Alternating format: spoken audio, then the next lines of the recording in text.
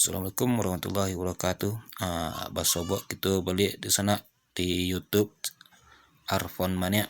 Kita kiniko akan membahas tentang kondisi batang rayu kiniko. Kondisi batang rayu kiniko bisa kita cari di video kita kiniko. Kepada dan sana yang menonton channel YouTube Arfon Mania ko, nan alun manakan subscribe. Silakan ditekan subscribe-nya supaya channel YouTube-ku bisa puluh berkembang. Kepada dan sana yang menekan subscribe, ucapkan terima kasih. Dan jangan lupa bagi like, dan kalau ada saran atau masukan silakan ditulis di kolom komentar. Kalau ada masukan silakan bagi tanggapan di kolom komentar. Terima kasih. Coba kita cari kondisi batang barayu kiniko. Bondo-bondonya ala somak. Lah somak lah panjang-panjang tumbuh somaknya. Kemudian ada bibi-bibi batang barayu ala banyak nan bocor atau lah banyak pecah-pecah sehingga air nan tertampuang di batang barayu ko saketek lai. Tidak bisa panuh model dahulunya karena ala banyak nan bocor.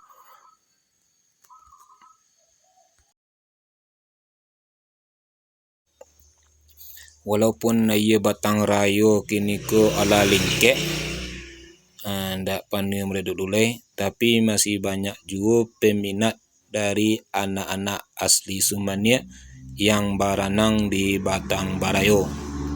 Ada pula anak-anak yang baru belajar berenang, ada tampik na lingkeknya dujung.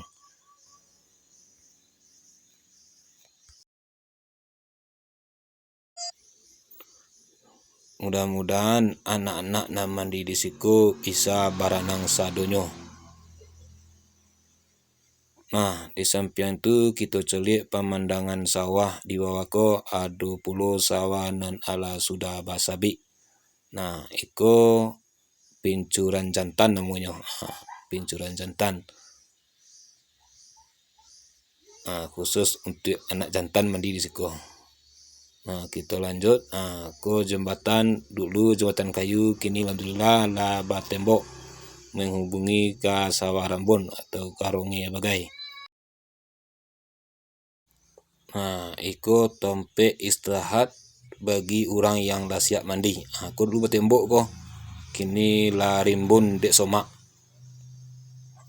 Ko ada anak siap ko mencari orang mandi. Memerhatian pak caranya bisa berenang. Itu yang dipikir itu. Mencari kawan-kawannya nan pandai berenang, nyo ndak ingin pandai pula berenang.